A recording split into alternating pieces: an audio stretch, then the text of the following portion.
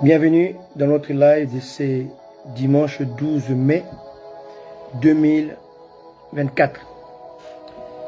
Je vous salue au nom de Jésus et je vous souhaite vraiment un bon dimanche dans la présence de notre Seigneur, notre Roi Jésus-Christ. Merci Père pour cette opportunité que tu nous donnes en Jésus et nous te disons merci pour cela, Père de gloire. Bien-aimés, je vous salue au nom de Jésus, que la grâce et la paix de Jésus-Christ vous soient multipliées. Alléluia. Alors en ce jour, Dieu a mis sur mon cœur un message sur la subtilité du crépuscule. Alléluia. Lorsqu'on parle du crépuscule, on parle du crépuscule du soir, on parle du crépuscule du matin. Dans la Bible, le crépuscule du soir est considéré comme le deux soirs.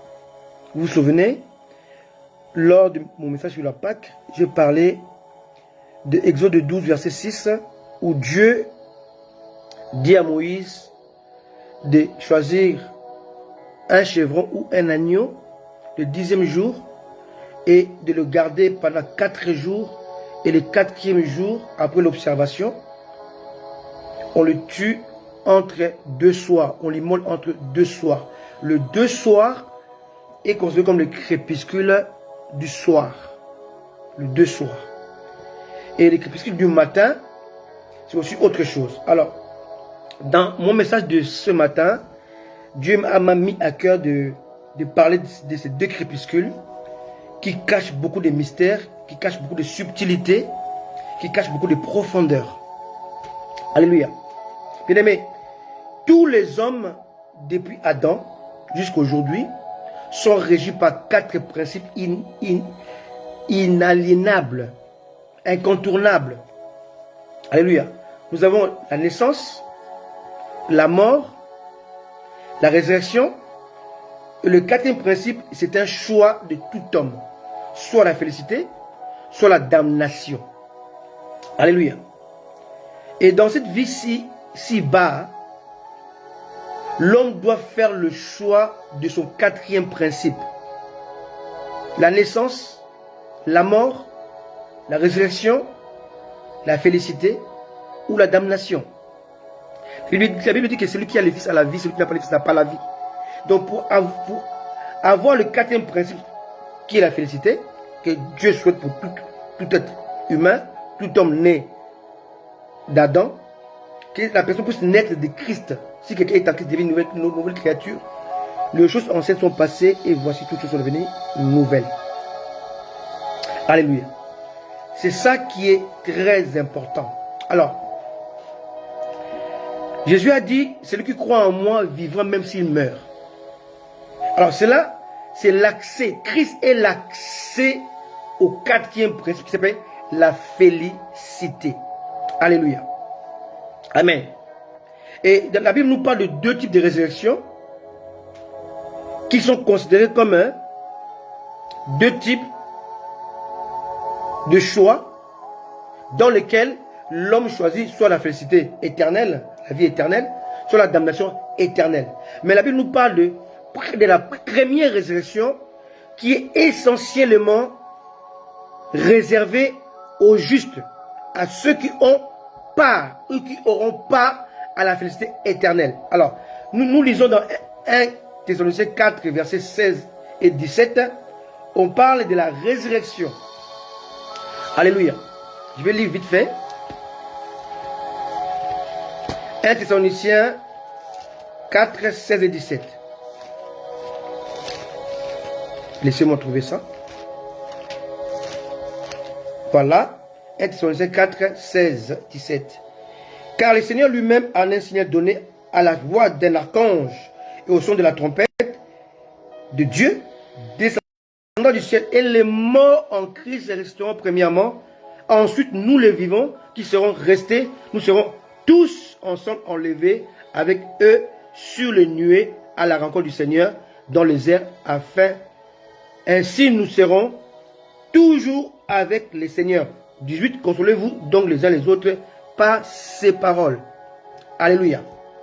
Donc ici, on voit que cette résurrection-là si elle est lieu, par exemple, lundi ou dimanche prochain, ceux-là qui sont morts en Christ, hier, avant-hier, il y a 10 ans, 15 ans, 20 ans, il y a 1000 ans, ils vont ressusciter premièrement, et nous qui sommes vivants, on va être enlevés au même moment. Alléluia. Et si nous lisons dans l'Apocalypse, chapitre 20, versets 4 et 5,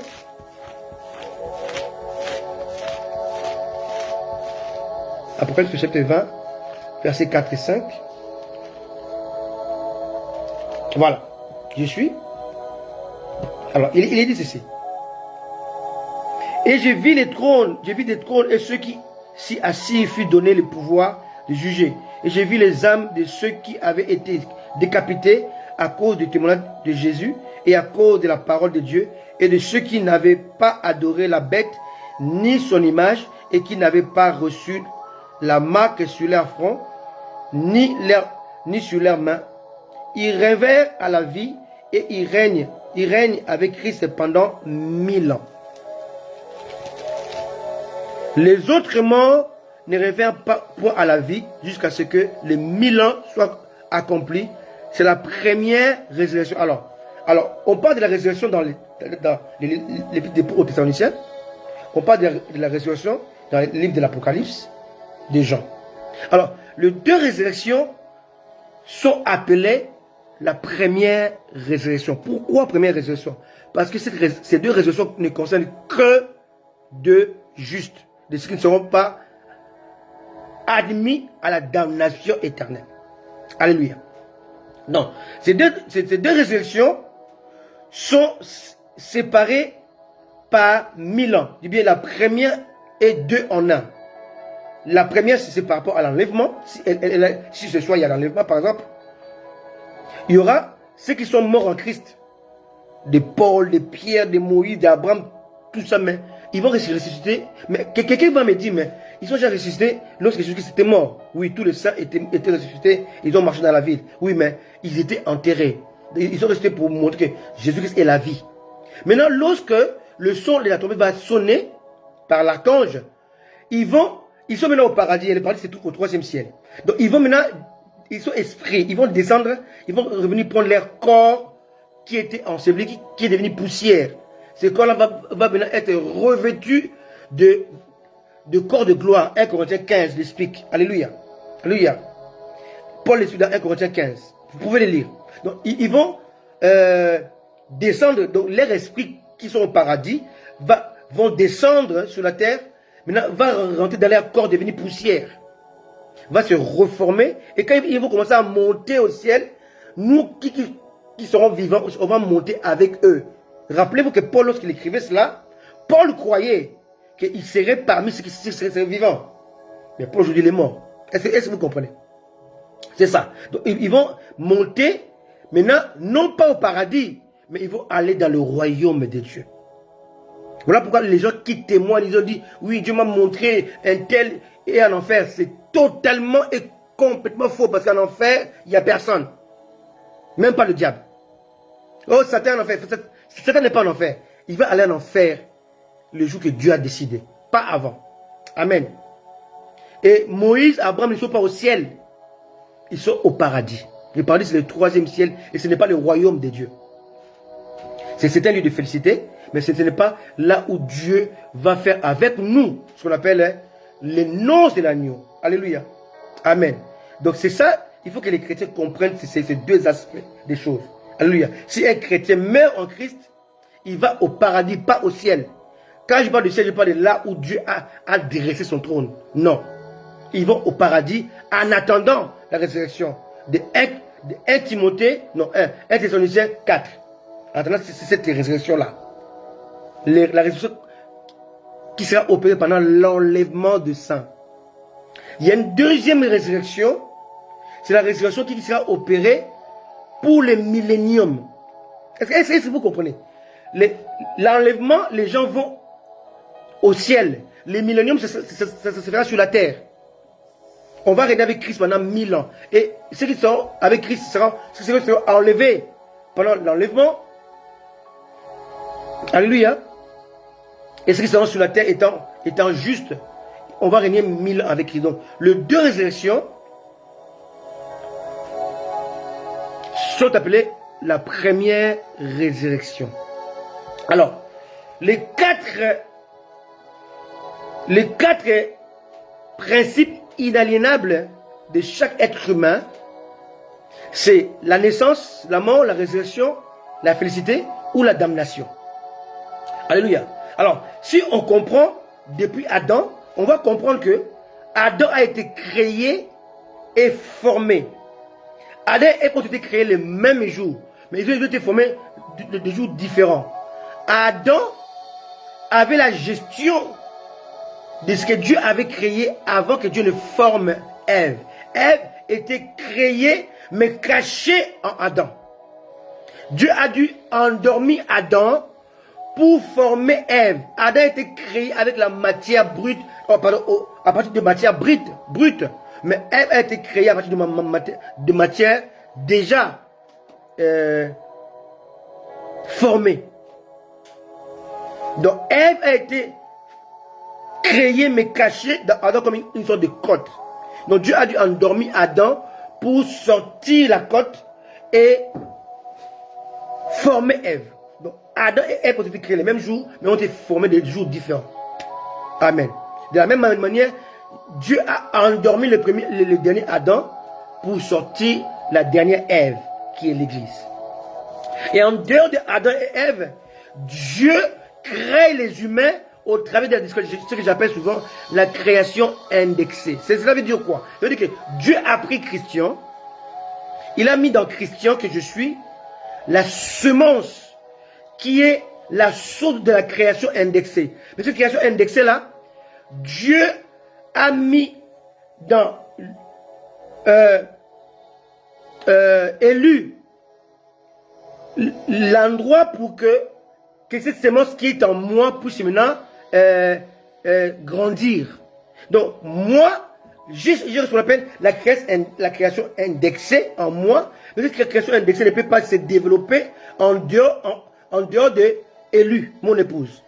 Donc il faut que moi et Élu, ce qu'on appelle l'intimité, pour que la semence que Dieu a mis en moi puisse être développée maintenant dans mon épouse Élu. Voilà ce que j'appelle la création indexée. Job a dit, l'Esprit de Dieu m'a créé, le souffle de Tout-Puissant m'anime. Donc, la semence que Christian a ne peut se développer qu'en Christian, elle doit être développée dans son épouse. Voilà ce que j'appelle la création indexée. Donc, Adam a été créé par Dieu, mais Christian, j'ai été créé au travers de papa Georges et maman Hélène. Papa Georges doit aller avec maman Hélène dans l'intimité pour que sa semence puisse être développée dans l'utérus de maman Hélène, donc mes parents. De la même manière, Elisha et Johanna et Emmanuel ont été créés par Dieu au travers de ma semence indexée avec l'utérus, les ovocytes d'Élu. Est-ce que vous comprenez? Donc, la création a changé de forme depuis Adam. En créant Adam, Dieu a créé toute l'humanité. Mais d'une manière différente, maintenant, il ne prend plus Christian, il va former, non. Il va mettre en moi des capacités qui sont des semences, mais on appelle ça la semence indexée. Alors, on y va maintenant. Maintenant, l'homme a un choix imposé, la naissance. Dieu t'a imposé ta famille, tu n'as rien à faire. Mais Dieu ne t'impose pas ton salut. Dieu n'avait pas besoin de toi pour te créer, mais il a besoin de toi pour te sauver. Dieu t'a créé sans toi, mais il ne peut pas te sauver sans toi. Dieu a besoin de ton avis pour te sauver. Donc la félicité demande la vie de chacun de nous. La damnation aussi, c'est le refus du plan rédempteur de Dieu. Celui qui accepte de tendre la main vers le plan de Dieu, d'accepter de saluer Jésus, d'être en Jésus, de marcher avec Jésus, de croire en Jésus, va être dans la damnation éternelle. Donc, le salut éternel est un choix. Nous sommes sauvés aujourd'hui en espérance. On est sauvés en espérance. Beaucoup de saints ont reçu des promesses, mais sont morts dans la promesse. Alléluia. Abraham a reçu la promesse de la terre promise. Abraham n'a pas conquis la terre promise. Il est mort avant. Alléluia. Donc, je disais que, alors, on voit ce qu'on appelle les deux résurrections. Hein? Alors, si nous lisons dans Jean 5, verset 29, hein, on va voir quelque chose qui nous dit quelque chose de très important, que souvent nous négligeons, hein, alors que c'est sûrement quelque chose de très, très important. Très importante pour nous. Jean 5, 29 nous dit ceci. Ceux qui auront fait le bien résisteront pour la vie, mais ceux qui auront fait le mal résisteront pour le jugement. Donc on voit que et les saints et les impies, on va tous ressusciter. Mais il y aura deux résurrections différentes. La première résurrection appartient aux justes et la seconde appartient aux damnés. Alléluia. Quelqu'un me comprend. Si on va là dans la résurrection de l'Apocalypse, hein, les derniers jours, hein, le jugement dernier, hein, d'accord? Dans le jugement dernier, on va voir que c'est important, mon Dieu, les chrétiens, on doit savoir lire la Bible. Écoutez bien, déjà dans le chapitre 20 de l'Apocalypse, verset 5. Les autres morts ne reviennent point à la vie jusqu'à ce que les 1000 ans soient accomplis. C'est la première résurrection. Ici, on parle que pour les 1000 ans, les impies ne sont pas concernés pour régner avec Jésus-Christ. Et encore moins pour l'enlèvement de l'Église. Dans 1 Thessaloniciens 4. Donc là, il y a deux résurrections, mais les deux sont appelées première résurrection. Maintenant, on voit la deuxième résurrection dans le livre de l'Apocalypse, chapitre toujours 20, les versets 11. Puis j'ai vu un trône blanc, celui qui était assis dessus, pardon. La terre et le ciel s'enfuient devant sa face, et il ne fut plus trouvé de place pour eux. Verset 12, c'est important. Et j'ai vu les morts, les grands et les petits, qui se tenaient devant le trône. Des livres furent ouverts, et un autre livre fut ouvert, c'est lui qui est le livre de vie. Et les morts furent jugés selon leurs œuvres, d'après ce qui était écrit dans ces livres. 13. La mer rendit les morts qui étaient en elle. Donc tout ce qui était mort, enseveli dans la mer. La mer, même 1000 ans après, 10 000 ans après, va rendre ces morts-là. Dieu va les réclamer. La mort, c'est ce qui était enterré. La mort, c'est ce jour de mort. Rendit la mort. Ce qui était enterré, enseveli, aussi vont revenir à la vie. Donc, les tombes vont rendre les morts. Voilà. Donc, ces morts-là n'étaient pas concernés à l'enlèvement de l'Église. N'étaient pas aussi concernés à l'enlèvement pour les 1000 ans, les milléniums. Ils étaient concernés seulement pour les jugements. Pourquoi j'ai toujours dit, et je le redis encore, les jugements derniers ne concernent pas les saints, les sauvés, non. Seuls ceux qui seront condamnés, qui seront ressuscités. Alléluia. Et à la fin, verset 13, la mort rendit ses morts, ainsi de suite, verset 14. Puis la mort et le séjour des morts fut jeté dans les temps de feu. C'est la seconde mort, les temps de feu. Voilà pourquoi j'ai toujours dit que c'est inutile de te dire que j'ai fait un rêve, Dieu m'a montré l'enfer, je vis un tel dedans. C'est bien aimé, c'est une folie de croire à de tels témoignages. En enfer, il n'y a personne. L'enfer est vide. L'enfer ne sera pas occupé avant le jugement dernier. Alléluia. Les morts ou les impies qui meurent, mais maintenant, ils ne vont pas en enfer. Ils vont dans le séjour des morts. Là où était Abraham, là où était Moïse, là où était Isaac, là où étaient tous les saints, avant la naissance de Jésus.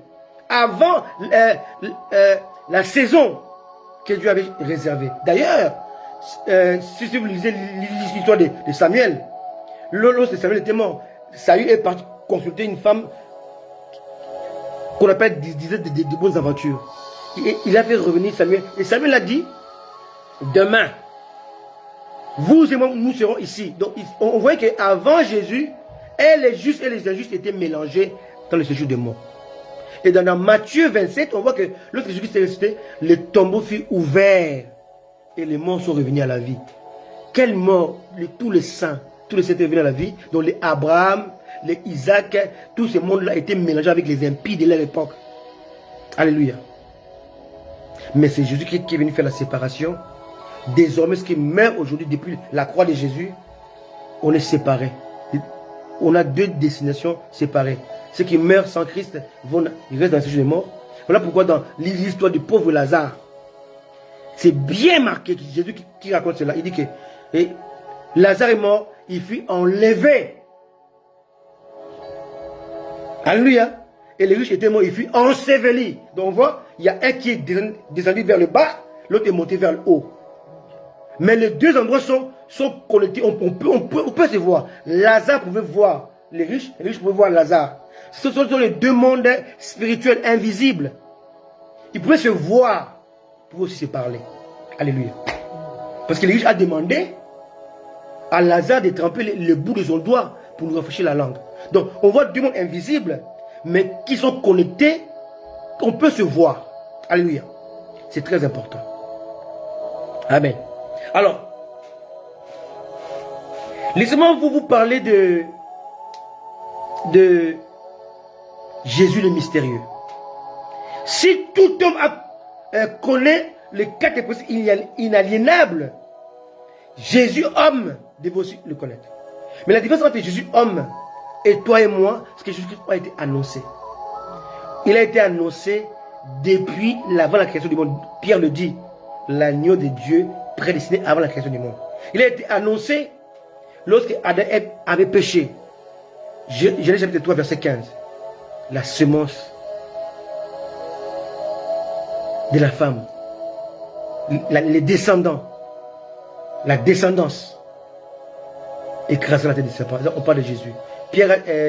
Moïse a dit, Dieu sera notre prophète comme moi, vous l'écouterez. Il parle de Jésus. Tous les prophètes, Ésaïe a annoncé Jésus, a dit, mais il s'appelle Emmanuel.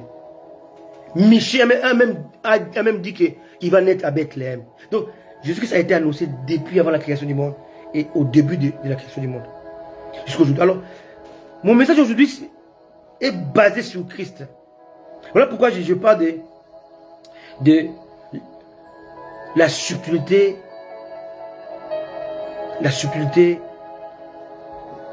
du crépuscule. Jésus a connu ces trois aspects. On ne parle pas de la félicité, hein, parce qu'il est lui-même Dieu. Amen. On parle de la naissance, la mort et la résurrection. Bien aimé, si nous comprenons ces messages, on va comprendre la profondeur de cet homme appelé l'homme de Galilée. Jésus de Nazareth. Jésus naquit par Marie, mais engendré par le Père. La femme enfante, mais l'homme engendre. Jésus était le fils enfanté dans son humanité, il était le fils engendré dans sa divinité. Alléluia. Amen. Alors si on regarde par sa naissance, il est né à quel moment Jésus? Jésus est né pendant le crépuscule. Lisons Jean. Non. Lisons Luc 2. Luc 2. Jésus le mystérieux. Luc 2. Alléluia. On ne va pas faire longtemps. Hein? On va faire maximum 45 minutes ou sinon moins. Luc 2, le verset 8. Il y avait dans cette même contrée des bergers qui paissaient dans le champ le veille de la nuit. D'autres versions disent pendant la nuit pour garder le troupeau. Et voici un ange du Seigneur leur apparut et la gloire du Seigneur resplendit autour d'eux. Ils furent saisis d'une grande frayeur. Mais l'ange leur dit, ne craignez point, car je vous annonce une bonne nouvelle qui sera pour tout le peuple, le sujet d'une grande joie. C'est aujourd'hui, dans la ville de David, il vous est né un sauveur qui est le Christ, le Seigneur. Pourquoi il dit une bonne nouvelle? Parce que cela a été annoncé depuis l'Éden. Ça a été annoncé avant l'Éden. Ça a été annoncé par les prophètes. Alléluia. Donc, Israël attendait cela. Jésus était celui qui devait venir stopper la domination de la mort. Arrêter la domination du péché. Stopper ces choses. Et ça devait être une journée de joie. un effet de joie. Alléluia. Mais c'est Jésus-là, qui est la lumière incarnée. Il a dit, je suis la lumière du monde. Donc, Monsieur Lumière est né pendant l'obscurité. My goodness. Il est né dans le crépuscule du soir, qu'on appelle le deux soirs. Alléluia. Il est né le deux soirs. C'est quoi crépuscule du soir? Crépuscule du soir, c'est lorsque les soleils se couchent. Lorsque le soleil cède la place à l'obscurité. Jésus est né, c'était le matin du soir. Oh my goodness, alléluia. C'était le crépuscule du matin, pardon, parce qu'il faisait noir, mais les coqs avaient déjà chanté. Bien, mais les coqs chantent 3 fois. Voilà pourquoi quand Pierre a régné Jésus-Christ, les coqs a chanté 3 fois. Lisez bien la parole de Dieu, c'était pas au même moment. Hein. Alléluia. Et un moment, les coqs a chanté, il s'est passé encore du temps. Le coq a chanté pour la 2e fois, il s'est passé encore du temps. Le coq a chanté pour la 3e fois. Le coq chante au crépuscule du matin. Vers 4h du matin, vers 4h30 et vers 5h. D'autres pensent vers 4h30, vers 5h30. Ça dépend des conceptions. Mais le coq chante 3 fois dans le crépuscule du matin, pas le crépuscule du soir. Et Jésus est né dans le crépuscule du matin.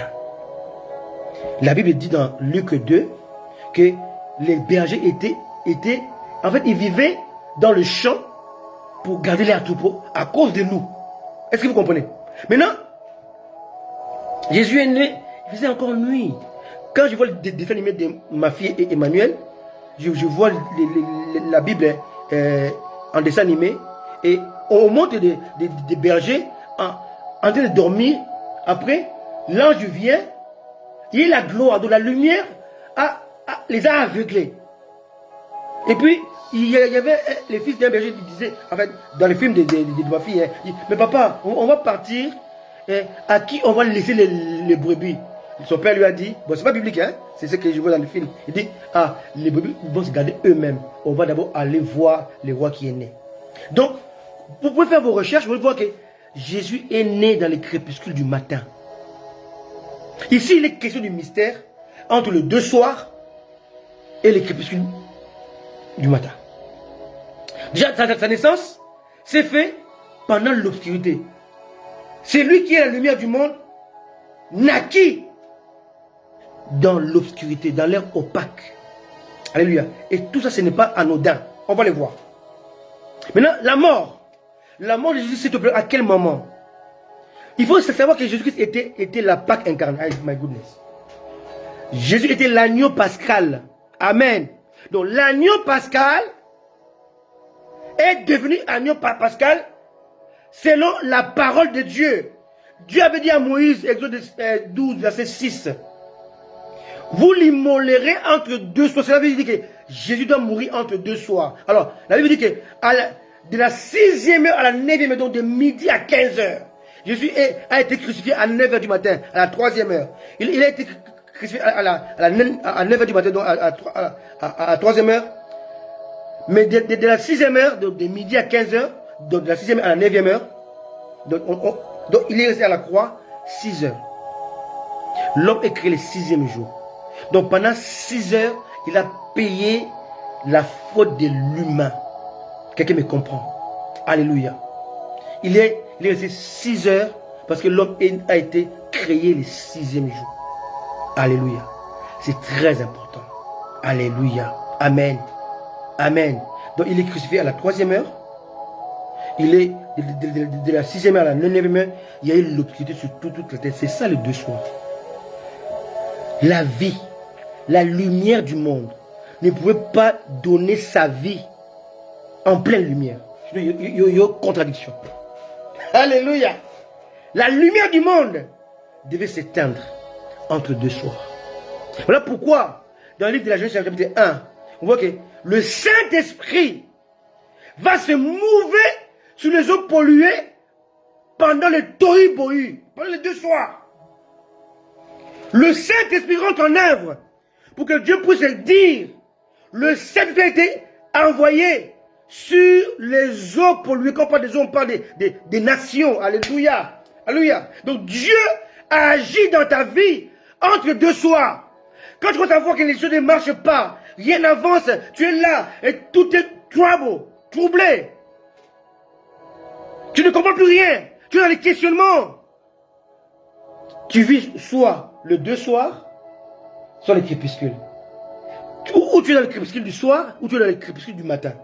Le crépuscule du soir, c'est lorsque la journée cède la place à la nuit.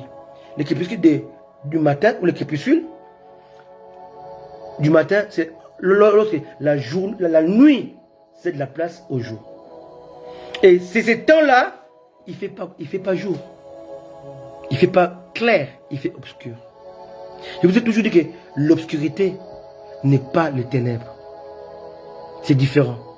L'obscurité, c'est l'absence de la lumière. Les ténèbres, c'est la présence du mal. Satan est ténèbre. Il n'est pas obscur. Dieu vit dans l'obscurité. My goodness. Seulement a dit cela lorsqu'il a conçu le temple. Dieu lui a dit, il faut que le lieu très saint soit plongé dans l'obscurité. Moïse, lorsqu'il a construit le tabernacle, Dieu lui a dit que le troisième compartiment, tu veilles à ce qu'il n'y ait pas même 1 milligramme de lumière. C'est lui qui doit te plonger dans l'obscurité, dans le noir total. Et là où Dieu avait mis l'arche de l'alliance, où Moïse avait placé l'arche de l'alliance, était obscur. Alors que là où il y avait la table et les chandeliers, là où on devait manger le pain, était éclairé. Tu manges devant les chandeliers, mais tu adores dans l'obscurité. Alléluia. Alléluia. Alléluia. Alléluia. Dieu agit dans l'obscurité de ta vie. Voilà le message. Jésus le mystérieux, il agit lorsque tu ne peux plus contrôler rien dans ta vie. Tu es dans l'obscurité, pas dans les ténèbres. Alléluia. Et si on voit qu'il est né dans les crépuscules du matin, il est mort dans les crépuscules du soir. Alléluia. Il est resté à quel moment? Lisons-le dans Jean chapitre 20, verset 1. Alléluia. Alléluia. Quel message? Quel message? Jean 20, verset 1. Le premier jour de la semaine, dans le dimanche, Marie de Magdala s'est rendue au sépulcre dès le matin. Quoi? Dès le matin. Hein? Mais lisons, le matin était comment? Comme il faisait encore obscur. Jean 20, verset 1. Marie de Magdala s'est rendue au sépulcre dès le matin, comme il faisait encore obscur. Elle vit que la pierre était ôtée du sépulcre. Jésus est ressuscité pendant le crépuscule du matin, pendant le chant du coq. Bien aimé, quand le coq chante, il est jour, mais il est obscur. Bien aimé, en résumé, Jésus naquit pendant le crépuscule de la nuit, du soir, on appelle ça les deux soirs. Jésus mourut pendant les deux soirs. Jésus ressuscita les crépuscules du matin. Donc dans les trois principes inaliénables réservés à tout homme né d'Adam, issu d'Adam, Jésus est passé par là, mais la séquence de ces trois principes pour lui, on ne parle pas de la félicité parce qu'il est lui-même. La félicité, c'est lui en fait, la félicité. C'est lui la vie éternelle. On ne parle pas de ça parce que c'est lui la vie éternelle. Il est la lumière, il est la vie éternelle. Il est l'éternité. D'accord? D'accord? On parle de ces trois principes. La naissance, la mort, la résurrection. Toutes ces choses, tous ces trois principes inaliénables se sont passés pendant le soir. Soit le soir du soir, soit le soir du matin. Soit le crépuscule du soir, soit le crépuscule du matin. Soit les deux soirs, et soit le crépuscule. Qu'est-ce que ça cache? Pour finir, je vous dis ceci. La lumière incarnée se révéla dans ces trois séquences. Toujours dans l'obscurité. Le lieu saint, le lieu très saint, était plongé dans l'obscurité, dans les tabernacles, dans les temples de Salomon. Bien-aimés, en conclusion, je vous dis ceci. Pour connaître que l'œuvre de Christ commence dans votre vie, il suffit de comprendre le moment de l'obscurité de votre vie, le moment de questionnement, le moment de doute. En effet, ces deux temps, je parle de l'obscurité du soir, l'obscurité du matin, les deux soirs et les crépuscules. Cela révèle les temps prophétiques de votre vie. Alléluia. Alléluia. Soyez bénis, soyez conséquents. C'est un message court, mais un message qui nous interpelle, qui nous montre les temps séquentiels, les temps choisis par Dieu, les temps voulus par Dieu, les temps souhaités par Dieu pour vous. Bien-aimé, si tu passes par les crépuscules du soir, le deux soirs, tu traverses les crépuscules du matin. Tu ne comprends pas. Tu ne comprends pas comment cela se fait. Sache que Dieu a commencé une œuvre dans ta vie. Joseph a reçu le songe. Mais le songe a commencé à s'accomplir lorsqu'il était attrapé par ses frères.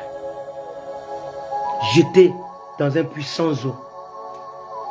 L'eau devait amortir sa chute. Mais ces puits étaient sans eau. Donc quand il est tombé, il y avait des pierres. Tous les puits contiennent des pierres. Alléluia. Donc quand on l'a jeté, il s'est sans doute brisé les jambes. Il s'est blessé. Il était déboussolé. Il était troublé, attristé. Il ne comprenait pas ce qui s'est passé. Mais c'était le début de son rêve. C'était le début de l'accomplissement de son rêve. Il était vendu comme un esclave. Alors que dans le rêve, Dieu lui montrait qu'il allait être élevé. L'élévation commence par la mort. Si un grain meurt, il reste seul. Alléluia. Dieu a caché sa promesse. Il y a des choses que Dieu nous a dites. Il nous montre la finalité. Il ne montre jamais la trajectoire. Alléluia. Alléluia. Dieu a dit à Moïse, tu vas libérer mon peuple, tu l'amèneras à la terre promise. Mais entre la terre promise, la promesse, l'accomplissement, Dieu avait placé la montagne. Il dit, vous me servez sur cette montagne. Alléluia. Non, je vais lire ça. C'est dans Exode 3, je crois. Alléluia, c'est très important. Et souvent, nous voyons la finalité. On ne voit pas le parcours. Et souvent, Dieu nous cache le parcours. Parce que le parcours est tellement compliqué. Alléluia. Lisons. Exode chapitre 3, verset 8. Je suis descendu pour le délivrer de la main des Égyptiens, pour le faire monter de ce pays, dans l'Égypte, dans un bon pays, dans un pays où coule le lait et le miel, dans les lieux qu'habitent les Cananéens, les Étiens, les Amoriens, les Phérésiens, les Éviens et les Jébusiens. On est dans Exode chapitre 3, verset 8. Là, on voit le début et la finalité.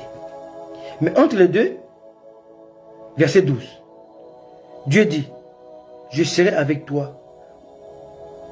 Et ceci sera pour toi un signe que c'est moi qui t'envoie. Quand tu auras fait sortir d'Égypte le peuple, vous servirez Dieu sur cette montagne. Donc la montagne a été les deux soirs, le crépuscule, l'obscurité, les mystères, les non-dits. Le deux soirs est là pour définir la promesse. Exode 3.12 se place avant Exode 3.8. Et pourtant, dans la lecture, Exode 3.8 vient avant. N'est-ce pas vrai? N'est-ce pas vrai? Il y a deux commencements Genèse chapitre 1, Jean chapitre 1. Mais en réalité, Jean chapitre 1 arrive ou a été placé avant Genèse chapitre 1, verset 1. Genèse 1 est écrit avant Jean 1, 1. Mais dans la réalité, Jean 1, 1 existe avant Genèse chapitre 1. Dans Jean 1, on parle de Dieu était au commencement. Dans Genèse chapitre 1, on dit Dieu créa. Dieu ne peut pas créer sans exister. Et Exode chapitre 3, verset 8 est la fin. Mais Exode chapitre 3, verset 12 est le début. Très souvent, nous regardons à la promesse, mais on oublie les conditions de la promesse. Exode chapitre 3, verset 12, c'est les conditions de la promesse. C'est Exode 3, 12 qui prépare Exode 3, 8. Pourtant, dans la lecture, le 8 est en avant. Mais dans le véritable, Exode 8 doit être en avant. Quelqu'un me comprend? Alléluia. Exode 8, Exode 3, 8, c'est la finalité. Exode 3, 12, c'est la trajectoire. Alléluia. Alléluia. Alléluia. Alléluia. Tu dois vivre Exode 3, 8 avant de rentrer dans la promesse d'Exode 3, 12. Il faut vivre cela avant de rentrer dans la promesse d'Exode 3, 8. Exode 3, 8, c'est la promesse. C'est la vie éternelle. C'est la terre promise. Exode 3, 8, c'est là où on t'apprend à mourir. Alléluia. Alléluia. Alléluia. Tu meurs dans Exode 3, 12 et tu rentres dans Exode 3, 8. Tu es. Alléluia. Dans Jean 3, dans Jean chapitre 1, verset 1. Mais la promesse, c'est lui qui donne la promesse et c'est tout dans Jean 1, 1. Mais tu es créé dans Genèse 1. Alléluia. Quelqu'un me comprend. Donc, ce que tu vis, ce n'est pas ce que tu crois. Dieu t'a créé au début, mais il t'a formé à la fin. Mais nous vivons la formation. Nous ne voyons pas la création. L'homme est esprit. Et le but que nous recherchons, c'est le but spirituel. L'homme est esprit, il est doté d'une âme, mais il vit dans un corps. Aujourd'hui, nous voulons embellir le corps aux dépens de l'esprit. Alléluia. Je disais que Jésus-Christ devait passer par ces trois principes inaliénables. La naissance, là j'ai conclu mon message, la naissance, la mort, la résurrection. Et pour vous et moi, on a quatrièmement la félicité. Pour les impies, ils ont la naissance, la mort, la résurrection et la damnation. Tout homme, quel qu'il soit, chrétien ou païen, va ressusciter. Mais pour quel but? Toi et moi, on a ce qu'on appelle la première résurrection qui est scindée en deux. Pendant l'enlèvement, alléluia. Si moi je prends part à l'enlèvement, amen, je vais automatiquement aller dans le millénium. Ceux qui ne vont pas prendre à l'enlèvement, ils ne vont pas au millénium non plus. Quelqu'un me comprend? Donc, il y a deux types de résurrection chez les saints, chez les appelés, chez les choisis, chez les élus. L'enlèvement des saints, ceux qui sont morts. On est dans 1 Thessaloniciens 4, verset. C'est quoi? 6 et 7, hein? 1 Thessaloniciens 4, verset 16 et 17. Oui, excusez-moi. 16 et 17. Et on est dans Apocalypse chapitre 20, verset 4 et 5. Là, on voit toujours la première résurrection. Les deux résurrections s'appellent première résurrection. Hein? Je l'ai dit au début, parce qu'il vient d'arriver. Vous allez sur le message. Alléluia. Voilà. Soyez bénis et à très bientôt. Soyez conséquents avec Dieu. Jésus revient bientôt. Et ce même Jésus-là, il naquit dans l'obscurité. Il mourut dans l'obscurité. Il ressuscita dans l'obscurité. Alléluia. N'est-ce pas, Élie? Hein? Quand il est né, les anges étaient en train de paître. On dit qu'à la veille de la nuit, donc, il faisait noir. Ça s'appelle les crépuscules. Quand il est mort, il faisait jour. Mais depuis midi jusqu'à 15h, il est mort à 15h. Il faisait obscur. Souvent, on dit ténèbres. Mais ténèbres, c'est la force du mal. Hein? C'est la force du mal. Obscur, c'est l'absence de la lumière. Alléluia. Alain Moto dit, la lumière a été éteinte pendant 3 jours. Alléluia. Alléluia. Amen. Monsieur Lumière, la lumière incarnée, naquit dans l'obscurité. Il faisait noir. Mourut dans l'obscurité. Rêvait à la vie dans l'obscurité. Marie de Magdala était partie à la tombe. Il faisait encore obscur. Jésus mourut. Il faisait noir sur la terre. Sur toute la terre. Jésus rêvait à la vie. Il faisait noir. Jésus naquit. Oh mon Dieu. Wonderful. Soyez bénis. À très bientôt. Je crois que j'ai compris un peu le pourquoi j'étais combattu. Je crois que peut-être Dieu ne veut plus que je puisse montrer mon visage. Tant mieux. Que Dieu vous bénisse. À très bientôt. Et que le Saint-Esprit vous accompagne dans tout ce que vous allez entreprendre. Au nom de Jésus-Christ. Amen. Ciao. Bye bye.